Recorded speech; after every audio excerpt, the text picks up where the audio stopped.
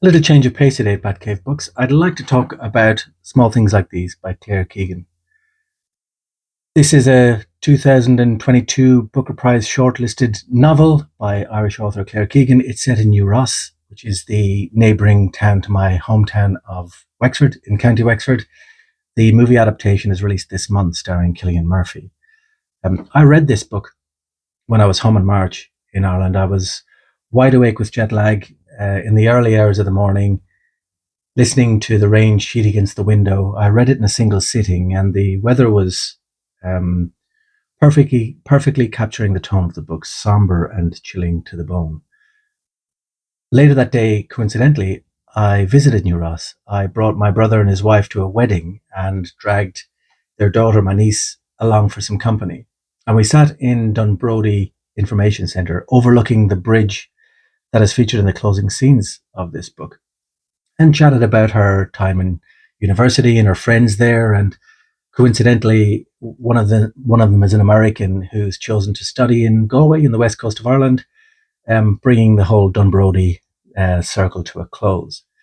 But in my mind that day and a long time since, I've had Bill Furlong's New Ross in my mind.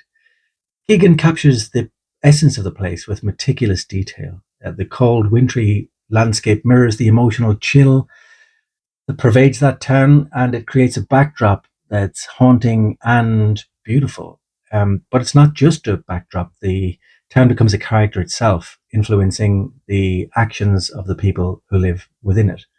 And I just couldn't shake the overwhelming sense of the familiar. It wasn't until months later that I was back in Australia that the rest of the disquiet fell into place, giving form to the unease that small things like these caused in me. At the corner of Pennywell Road and Old Clare Street in Limerick City, there's a plaque on the wall that reads Farran Crohy, the place of public executions in the 16th and 17th centuries.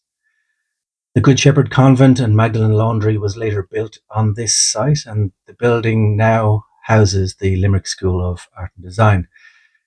And the building acknowledges, and the site acknowledges, the executions of the 16th and 17th century, but it does not have a single official marker to indicate that it served as a Magdalen laundry for almost a century and a half. Opening its doors in 1848, the complex consists of a commercial laundry, an industrial school, a reformatory school for girls, an orphanage, a convent, and a church. And it's likely that thousands of women and children passed through this building during this time. A former inmate of the Magdalen Laundry petitioned the Sisters of the Good Shepherd in Cork for a list of the names of the women who had been buried in the site in Limerick in unmarked graves. The nuns agreed, and 11 plaques were placed in Mount St. Lawrence Cemetery in Limerick in remembrance of the 243 women who died without recognition.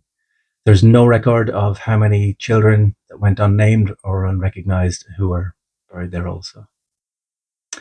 The Good Shepherd Institution continued to operate in Clare Street until 1990.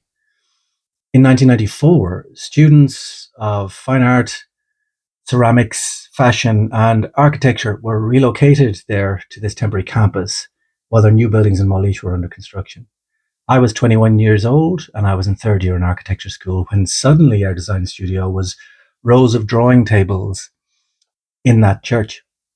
This imposing triple height space that was attached to the Magdalen Laundry, perhaps to suggest a link between hard labour and salvation, became our classroom.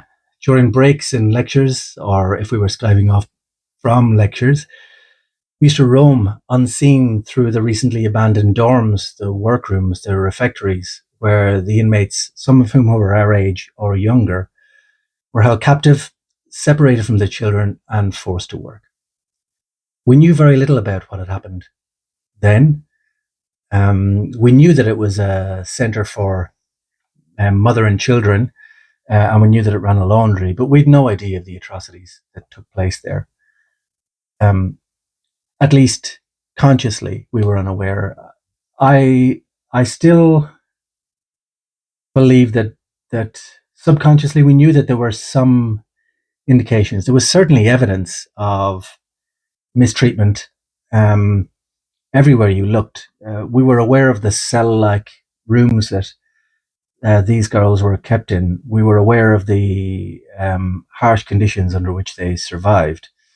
We used to sneak in there to have cigarettes between lectures, but we had no idea about the atrocities. And this book, Small Things Like These, brings a number of facets of my life together in a really unexpected and quite cathartic way. My place of my birth, the place of my education, my own relationship with the Roman Catholic clergy are all interwoven. And my own experiences are maybe 1 degree of separation away from that of the protagonists in this novel. I had the proclamation of the Republic of Ireland, a poster of that proclamation above my bed. I inherited it from my older brother who had gone to university. And Clare Keegan has an excerpt of this just after the dedication, and it goes like this. The Irish Republic is entitled to and hereby claims the allegiance of every Irishman and every Irish woman. The Republic guarantees religious and civil liberty, equal rights and equal opportunities to all its citizens, and declares its resolve to pursue the happiness and prosperity of the whole nation of all its parts, cherishing all children of the nation equally. And I'm left with the collective shared guilt of having been a proud Irishman in the 1990s while this was taking place, and then treading the same corridors that these people did that are described in this book, and having no idea. Needless to say, I think Small Things Like This is a deep and profoundly impactful book. You can read it in a single sitting, but the impact it will have on you will last much longer than that, and I'm testament to it.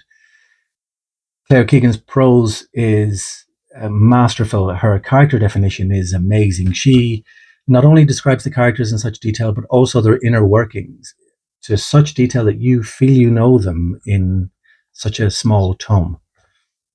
It's an incredible book.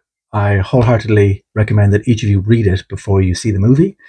It would seem crass of me to give it a rating, but highly, highly, highly recommended.